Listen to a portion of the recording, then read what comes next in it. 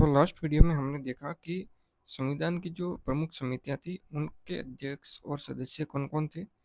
अब देखेंगे कि जो संविधान था उसके जो स्रोत हैं कि संविधान को कौन कौन से संविधान से यहाँ पे उधार लिया है या फिर हमने वहाँ से सोर्स किया है, तो उसके बारे में हम पढ़ेंगे। यदि सिंपली आपको दिखाएं एक बार, तो ये मैप है जहाँ पे हमने संविधान के अलग अलग भाग अलग अलग संविधान से लिए हैं। जैसे यदि आप पॉज करके पढ़ना चाहें तो पढ़ सकते हैं। आयरलैंड से डीपीएसपी और राष्ट्रपति की जो निर्वाचन की पद्धति है वो ली है, और राज्यसभा के जो नामांकन है, कुछ सदस्य जो नामांकित करते हैं राष्ट्रपति, उनका जो प्रोविजन है वो आयरलैंड के संविधान से लिया।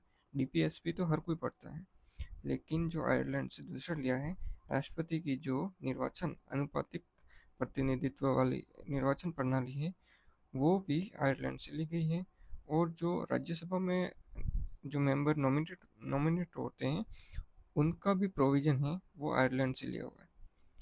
फिर है ब्रिटेन। ब्रिटेन से ज़्यादातर संविधान, क्योंकि 1935 का ब्रिटेन के अधीन रहते ही हुआ था, तो उसका जो मैक्सिमम सोर्स है वो ब्रिटेन से ही है।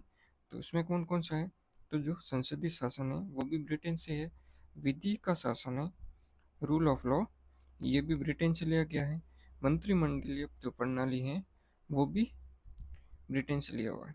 आप ये बता सकते हैं कि कौन से संविधान संशोधन में मंत्रिमंडल की जो सीमा है वो 15% कर दी है।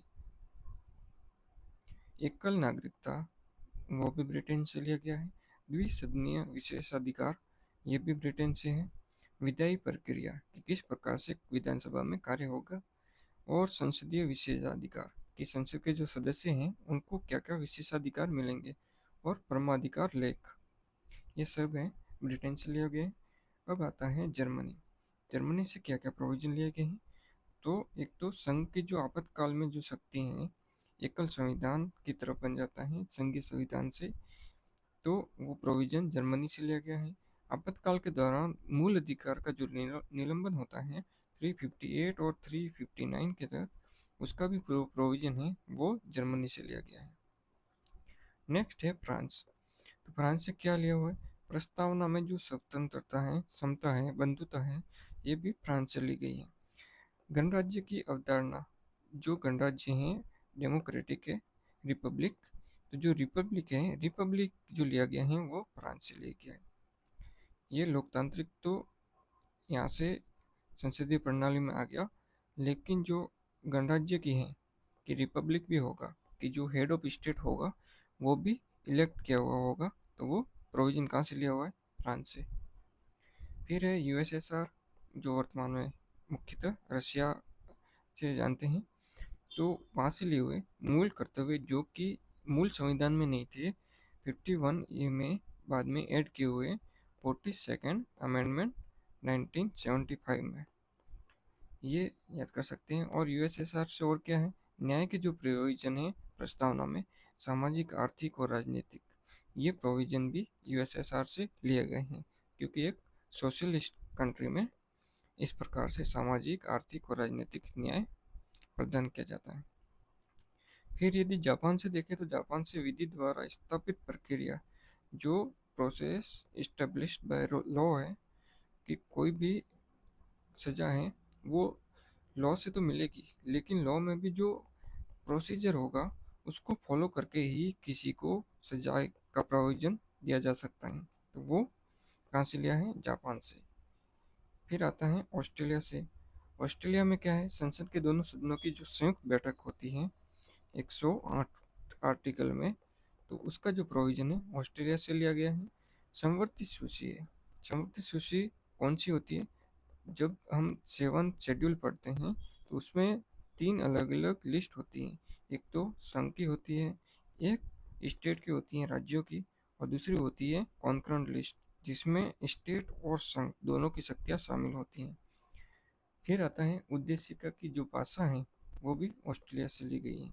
व्यापार, वाणिज्य और समागम की स्वतंत्रता, कि एक स्टेट यहाँ पे है और एक स्टेट यहाँ पे है, तो ये यहाँ पर इंटरेक्ट कर सकते हैं, व्यापार कर सकते हैं, आ जा सकते हैं, इसकी जो स्वतंत्रता है वो भी ऑस्ट्रेलिया से ली है। नेक्स्ट आता है दक्षिण अफ्रीका। दक्षिण अफ्रीका से इम्पोर्टेंट एक प्रोविजन लिया गया है, वो है संविधान संशोधन की शक्ति। जो संविधान संशोधन है आर्टिकल 368 में, उसका जो प्रोविजन है वो दक्षिण अफ्रीका से लिया गया है।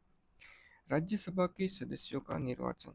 राज्यसभा के हमने पढ़ा था कि जो नॉमिनेटेड होते हैं उनका प्रोविजन तो हमने कहाँ से लिया है, आयरलैंड से।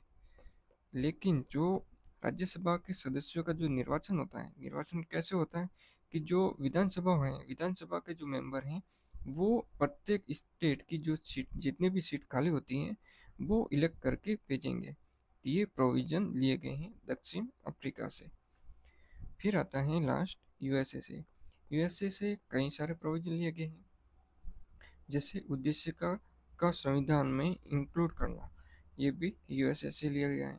न्यायिक पुनरावलोकन, जो अभी सुप्रीम कोर्ट आर्टिकल 13 के अंडर रह के जो न्याय देती है या फिर न्याय का प्रोविजन जो रिव्यू करती है, जुडिशियल रिव्यू, वो यूएसए के संविधान से बोरो किया गया मान सकते हैं।